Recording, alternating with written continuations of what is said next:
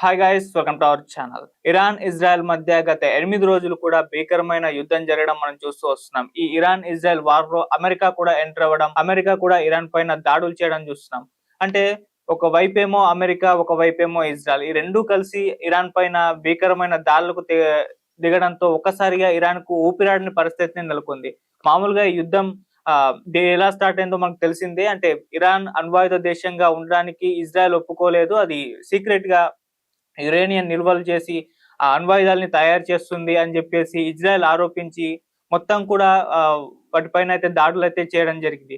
So ఈ విధంగా Iran Israel మధ్య ఒక పోరైతే, ఒక యుద్ధం స్టార్ట్ అవ్వడం చూస్తున్నాం. ఇరాన్ కూడా కౌంటర్ అటాక్ గా ఇజ్రాయెల్ లో ఉన్న ప్రధాన నగరాలపైన అయితే దాడులు చేయడం ప్రారంభించింది. సో ఆ రకంగా ఒక యుద్ధ వాతావరణం అయితే రెండు దేశాల మధ్య నెలకొనడం చూస్తాం.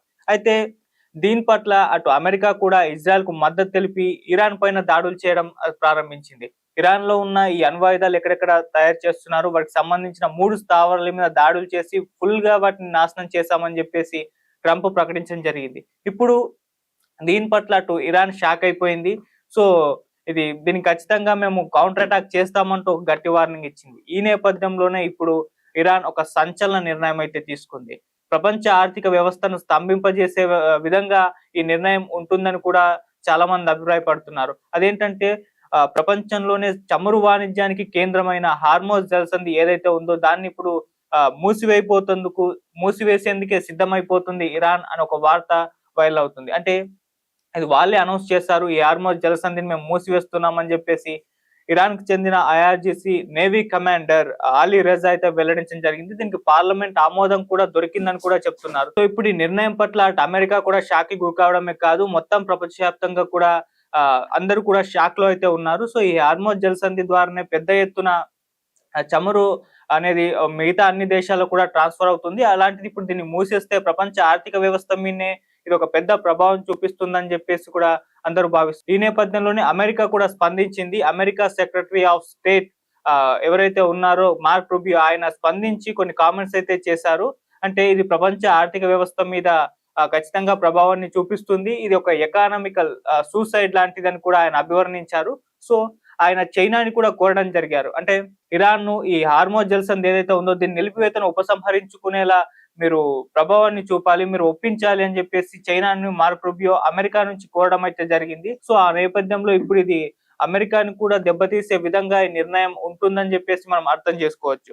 అయితే ఏంటి హార్మోజ్ జలసంధి అని ఒకసారి చూసుకుంటే, ఆ ప్రపంచవ్యాప్తంగా ముడి చమురు, గ్యాస్ రవాణాలో ఇదే కీలకమైందని కూడా చెప్తుంది. ఈ హార్మోజ్ జలసంధి ద్వారానే ఇదంతా కూడా ట్రాన్స్ఫర్ అవుతుందని కూడా అంటున్నారు.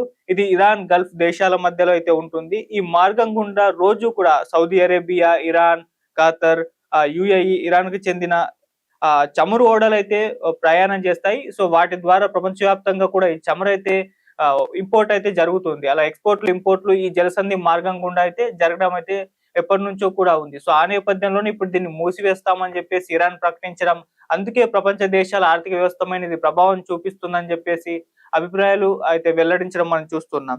అయితే ఇది 33 కిలోమీటర్ల వెడల్పు మాత్రమే ఉంటుంది. ఈ రూట్ ద్వారా రోజు కూడా 2 కోట్ల బ్యారెళ్ల చమురు ప్రపంచ దేశాలకు ఎగుమతి అవుతుందని చెప్తున్నారు. సో ప్రపంచవ్యాప్తంగా దీని వల్లే ఎక్కువగా ఈ చమురు అనేది ఉత్పత్తి అవుతుంది. సో ఆ నేపథ్యంలో ఇరాన్ ఇటువంటి నిర్ణయం, అంటే అమెరికా దాడులు చేయడం వల్లనే ఇటువంటి నిర్ణయం తీసుకుంటుందని కూడా వెల్లడించారు. అంటే అమెరికా మీద డైరెక్ట్ గా యుద్ధం చేయడానికి ఇరాన్ జంకుతుంది. సో అమెరికా మీద ఒకవేళ యుద్ధం చేస్తే ఖచ్చితంగా అమెరికా మళ్ళీ తిరిగి దాడులు చేసే అవకాశం ఉంది, అణుబాంబు వేసే అవకాశం ఉంది. ఈ నేపథ్యంలో ఖచ్చితంగా ఇరాన్ అయితే పెద్ద దెబ్బ అయితే పడుతుంది. సో అందుకోసం అని చెప్పేసి ఆ విధంగా అమెరికాని యుద్ధ రంగంలో ఎదుర్కోలేమని చెప్పేసి ఇటువంటి నిర్ణయాలు తీసుకుంటుందని కూడా విశ్లేషకులు అభిప్రాయపడుతున్నారు. ఒక వైపేమో ఇజ్రాయెల్, అమెరికా రెండూ కలిసి ఈ విధంగా భీకర దాడులు చేస్తే ఏమీ చేయలేని ఒక నిస్సహాయ స్థితిలో ఇటువంటి నిర్ణయాన్ని తీసుకొని ప్రపంచ దేశాలని ముప్పు తిప్పలకు గురి చేయాలన్న ఇరాన్ అభిప్రాయం ఇప్పుడు ఎటువైపు వెళ్తుందో చూడాలి. అటైతే అమెరికా మరి కాస్త తగ్గినట్టే కనిపించింది. అందుకే చైనాను కూడా కోరింది, చైనా ఒప్పించాలి ఇరాన్ ను ఈ నిర్ణయాన్ని ఉపసంహరించుకోవాలని చెప్పేసి కూడా కోరినట్టుగా కూడా తెలుస్తుంది. మరి చైనా ఒప్పిస్తుందో లేదైతే చూడాలి. మరి దీని పట్ల ఇజ్రాయెల్ ఏ విధంగా రియాక్ట్ అవుతుందో కూడా చూడాలి. అండ్ అమెరికా పట్ల ఇప్పటి నుంచి మార్క్ రూబియో స్పందించాడు, కానీ ట్రంప్ ఇప్పటి వరకు దీని పట్ల ఎటువంటి ఒపీనియన్ అయితే ఆయన ఎక్స్‌ప్రెస్ చేయకపోవడం మనం చూస్తున్నాం. మరి ఆయన ఎలా రియాక్ట్ అవుతారో చూడాలి. సో, ఈ విధంగా అన్ని రకాలుగా కూడా ఇది ఒక ఉద్రిక్త పరిస్థితిని నెలకొనడం చూసాం. అంతేకాదు ఈ ఇరాన్ ఈ హార్మోజ్ జలసంధిని మూసివేయడం భారత్ పైన కూడా ఎఫెక్ట్ చూపిస్తుందని కూడా చెప్తున్నారు. అంటే భారత్ 90% చమురుని ఇతర దేశాల నుంచే కూడా ఇక్కడికి ఇంపోర్ట్ చేసుకుంటూ ఉంటుంది. అందులో 40% పైగా ఈ హార్మోజ్ జలసంధి ద్వారానే భారత్‌కైతే వస్తుంది. ఇప్పుడు ఈ జలసంధిని మూసేస్తే భారత్ కూడా పెద్ద దెబ్బ ఇది. భారత్ కూడా నష్టపోయే అవకాశం ఉంది.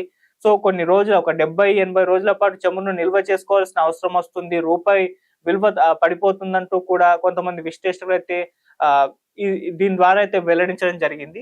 సో, ఆ నేపథ్యంలో దీని ఎఫెక్ట్ భారత్ పైన కూడా పడబోతుంది. అలా ప్రపంచవ్యాప్తంగా ఇరాన్ తీసుకున్న నిర్ణయం అనేది ఆర్థిక వ్యవస్థ మీద పెద్ద ప్రభావాన్నయితే చూపిస్తుంది. మరి ఇది ఎంతవరకు వెళ్తుంది అనేది ఒకసారి చూడాలి. మరి చైనా అంటే అమెరికా కోరింది కాబట్టి చైనా మధ్యవర్తిత్వం వహించి ఈ నిర్ణయాన్ని ఉపసంహరించుకునేలా చేస్తుందా లేదా చూడాలి. అంటే ఇక్కడ ఇరాన్‌ని ఒక విక్టిమ్ లాగా కూడా చిత్రీకరించే ప్రయత్నం అయితే జరుగుతుంది. అంటే అటు అమెరికా దాడులు చేస్తుంది, ఇజ్రాయెల్ దాడులు చేస్తుంది.